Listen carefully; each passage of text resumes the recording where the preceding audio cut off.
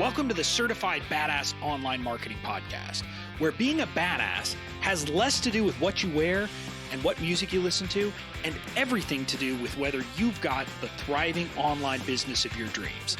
I'm your renegade thinking Harvard Law grad turned online entrepreneur host, Bobby Klink. In my years building my thriving business, the most important lesson I've learned is that being a badass online marketer isn't about secret strategies or ninja tactics. It's about doing the basic stuff right and showing the F up. So each week here on the show, you'll get clear, easy to execute guidance on how to build your online business and a swift kick in the ass or two to make sure you're getting it done.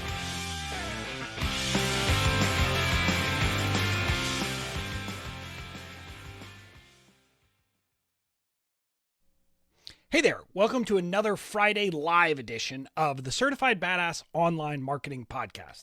I'm your host, Bobby Klink, and I'm excited for today's show because we're going to be talking about something that I'm crazy passionate about. And it's a distinction that I think a lot of entrepreneurs don't get. And it's something that understanding this one little distinction could be huge for your business. And it's funny, because I was actually just having a conversation. I'm starting this a couple minutes late because I was having a conversation with one of my really good friends in the industry, and a related kind of discussion and issue came up organically out of the blue. Specifically today, we're going to be talking about the difference between list building and fan building. And I'm going to be arguing and trying to help you to see that as much as we hear people say, build your list, there's power in your list, you need to build your list, always be list building. That's not what you really need to be doing. Now, again, I want to be clear. I'm not saying that you don't build your list. But what I'm saying is that you shouldn't be saying, I just want to get people on my list. You should be asking yourself a very different question. You should be asking yourself, how do I get myself a raving fan? And that's something you have to ask about how you get people into your world at the beginning and everything that goes through. So that's the distinction we're talking about today. The difference between list building and fan building, and why fan building is so important. Now, before we dive in, this episode is brought to you by my 3-day virtual event coming up the first weekend of December. Can't believe 3 weeks from today, we will be, starting up with Badass Online Marketing Live, which is going to be a ton of fun. We're going to be doing a lot of fun stuff. Partly, I'm going to show people how to create a raving fan base of people who are ready to buy, because this is something that I've been good at and that I've always done. I don't have a big list. I have a very small list, but I have a committed group of raving fans who buy my stuff.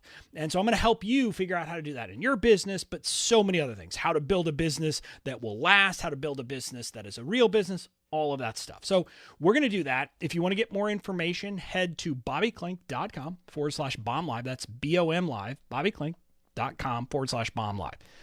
Now, with that, let's dive into today's episode of the distinction between list building and fan building. And I mentioned that I was having this discussion with one of my good friends in the space just now, and kind of a related issue came up. And it wasn't about email lists or anything like that, but he was talking about how so many people get fixated on things like engagement and likes and followers, and don't recognize that engagement and likes and followers and all of those things, that's not what builds your business. Now, is it bad to have them? No. But his point is, if those people don't become buyers and are not the right people to become buyers, what good are they doing you? And it's something that a lot of people miss because, look, I'm not going to lie to you. It feels good if people like your stuff. It feels good if you get engagement. It feels good when your list grows. All of that feels good.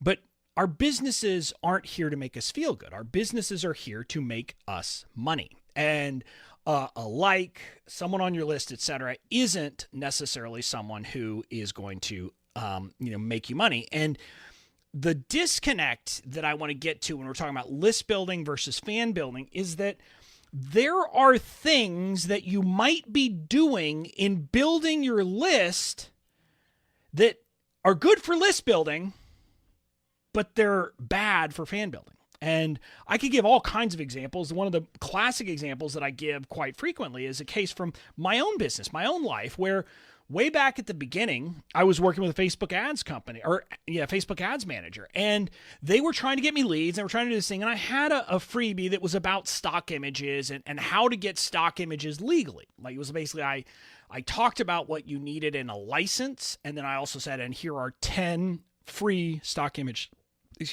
sites where I have reviewed their license, and it's the kind you want. And so I did that, and I had that, and they were putting it out there. Well, the Facebook ads manager were so fixated on getting the cheapest leads they could find that they were making this critical mistake because they were focused on list building. And what I mean by that in this context was that what they did was they found that an audience where people had an interest in photography was a group that was converting well. So they were putting most of my budget to that. Well, if you think about it, my products have never been about helping photographers. So I don't know exactly what it was about people with an interest in photography that was doing this, but they were not bringing in business owners, entrepreneurs, people who would likely then buy my products. And so that's a classic example that people have where it's like, well, okay, well, I've got this thing to build my list, but I'm building the wrong list. It can be something that simple that you're bringing the wrong people because of targeting, but it could also be in messaging. Like, if you have a messaging piece, like your freebie is messaged about this one issue, and it's solving one problem, but then your paid products solve a different one, that's not going to work either. But then another layer of where this comes about is the advice, and I did an episode about this, the advice of sell them what they want, give them what they need. And the notion of this is like maybe creating a freebie because this is what people want. And I'm going to get very granular and specific here, even if you don't think it's what they need. And I will give you the example that I have resisted. I have a business. I'm wearing a shirt that says the email guy right now. And I have a paid program to help people get better at email marketing. Well, one of my core beliefs about email marketing is that I can't give you a template. I can't give you a fill-in-the-blank template. Now I can give you swipe. I can give you examples. You can see it. But your emails need to come from you. They need to be in your voice. They need to be written with your stories, not with mine, not with anything like that. And so because of that, I have resisted creating a freebie where I could get a lot more leads if I were to create a template, like literally just give you, oh, here's a templated email for this, that, or the other. I could do that and people would get it. But here's the problem. It would not bring the right kind of leads into my list because it would bring leads in of people who simply want me to give them a Mad Libs style email system. That's not what I deliver. It's not what I believe.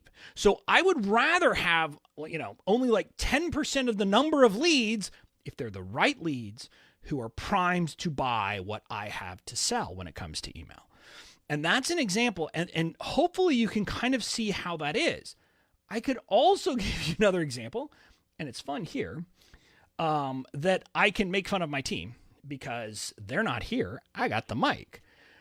My team has been pushing on Pinterest forever, and that's fine. I've let them. I said, okay, fine. We can have fun with Pinterest, and we created some ad campaigns on Pinterest to my free privacy policy.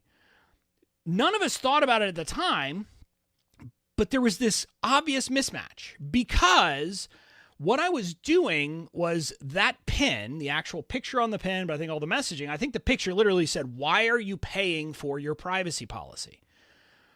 And so it was actually getting people in at a decent lead cost, but zero of them went on to buy the other two website policies, which is kind of what we immediately ask of them. It's kind of the immediate offer after someone gets that freebie. And it makes sense because who am I attracting with that pin? I'm attracting people who are saying, well, I don't want to have to pay for this stuff. So I'm literally saying, you shouldn't have to pay for this stuff. Hey, buy this. Doesn't make sense. And that was a mistake. And It's a mistake that we could all be making. We could be making it everywhere there is. But I was focused, and my team and I, when we were thinking through that, we made the mistake of focusing on list building, not fan building, not getting the right people in. And so that's where I'm going to give you some examples of where list building could go wrong. But now I want to talk about fan building, because I want you to understand what creates a fan is a deeper level of connection. And there's a few pieces to it. Number one, it's about having a fundamental agreement about some core things, some core ideas. And so this is where one of the things I teach my students and I teach my people is that you've got to have something different. In the online marketing space, you are your unique selling proposition. Your product, I don't want to say that it's not different than anyone else's. Maybe it is. But it's not the product that makes you different. It's not the fact that you have, well, your course has 7 modules and the other person's course has 6 modules. That's not what makes it different.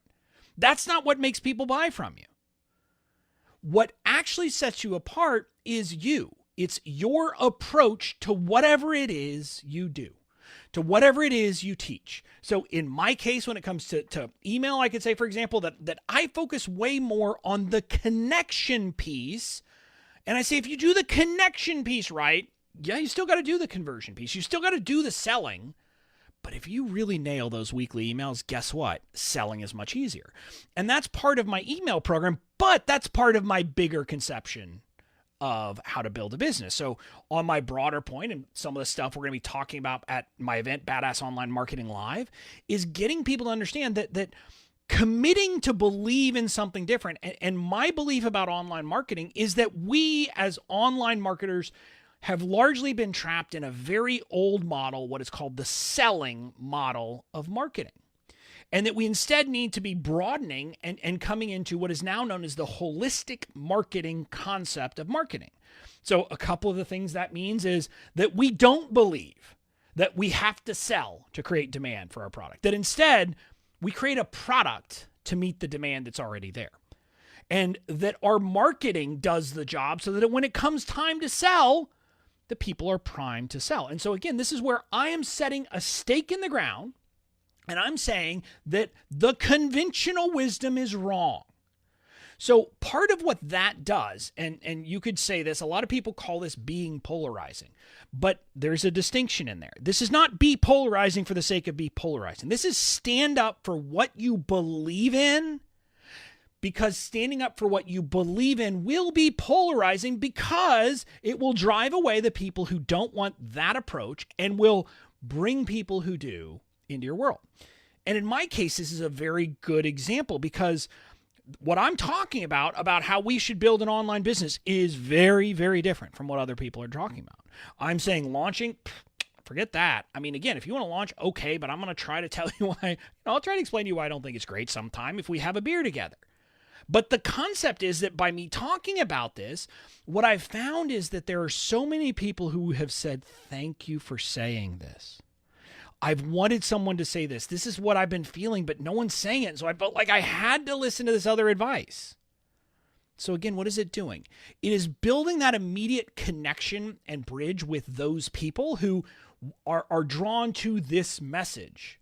So that's the first piece. You have to kind of commit to be different, commit to, put the stake in the ground. And it could just be that you do what you do differently. It doesn't have to be that you're as in your face about it as I am. That's not what I'm saying. I'm saying you've got to have something that's different about you. That in and of itself will start to bring fans in. But then the next piece is to focus on connection, like I said, with email. And this is a big piece that so many people miss. So many people in our world are so fixated on sell, sell, sell, sell, sell. How do I funnel them? How do I do this? How do I do that? And they lose the connection. And I'm here to tell you that, that's, it is what it is. And at some point, maybe we all get big enough, maybe I get to the point that I've, got millions of fans and it's not really possible for me to connect with them on a one-on-one level. But here's what I'm going to tell you. If you're not at a 7-figure business yet, the most powerful thing you could be doing is connecting with your people. Spending that time actually engaging with them, responding to the emails they send you, taking the time to respond to comments, taking the time to engage with people on social media, wherever your preferred place is. But that stuff of actually building a human connection is huge. Because again, you don't have to build 1 million true fans. You don't have to build that many. If you could get yourself 100 raving fans in this online space, you will have a thriving business. Because for every raving fan, they're going to send other people your way. And there's going to be this halo effect because other people are going to see you doing this, and maybe they never even have a conversation with you. That happens to me every time that I do a promotion. People buy it. I'm like, who is this person? And then they will tell me stories of how they saw the way I interact in the online world, and they want to market like I do. Think about that for a second. These are people who have seen me interacting and connecting with other human beings and say, my God, that is so different. I want to be like Bobby. So drawing this back, when I talk about this unique selling proposition idea, I make this joke all the time, but it's so true. The biggest differentiator that you or anyone in the online space can have is being a human being and treating the other people online like humans. That shouldn't be a differentiator, but right now it is.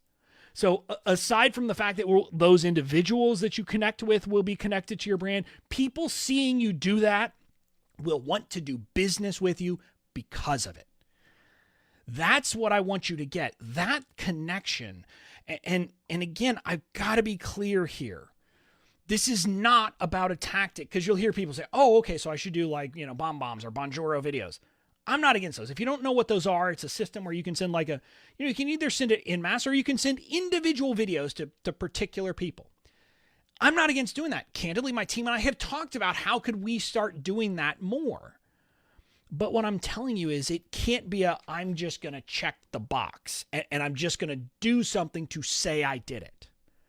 Because fake connection, people can see through it. Fake authenticity, people can see through it. What I'm talking about is actually being a human and saying, how would I want to be treated if I were on the other side of this transaction? What would I want this business owner to do? How would I want them to act? And then doing it. And again, I'm just going to tell you, having an honest connection, and it's this thing where people will come up to me at live events. Not that we've had any time recently, but a little over a year ago in October of last year, I was at a series of live events, and at one of them, I'd have people come up to me and they would say, oh, hi, I'm so-and-so. And I said, oh yeah. And they would say, well, I bought that. I'm like, no, I know you bought that from me. And they're just blown away that I know that they bought from me. These are people who have spent $1,000 to buy my signature legal product. Of course, I'm going to know who you are. Now, I can't promise to know everybody, but I'm doing my best because I know that building and cultivating those kinds of connections and those kinds of relationships, that's the thing that has has helped me build my business. And it's the thing that if you will take the time to do that in your business, you'll have that same effect.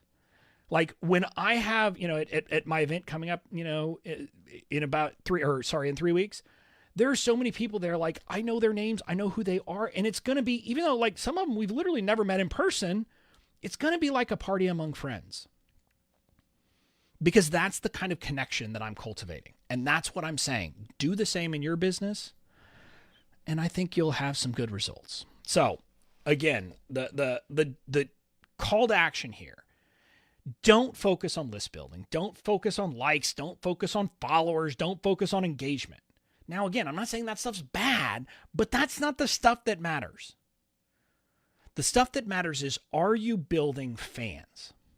And until you're building fans, I got bad news for you. You're going to have a tough time building a business, at least one that'll stick around for a while.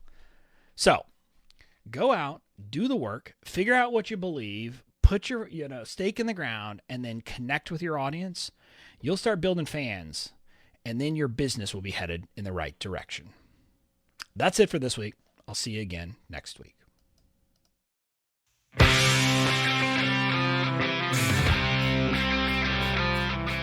That's it for this episode of the Certified Badass Online Marketing Podcast. Make sure to tune in next time. And in the meantime, go out and build the badass business of your dreams.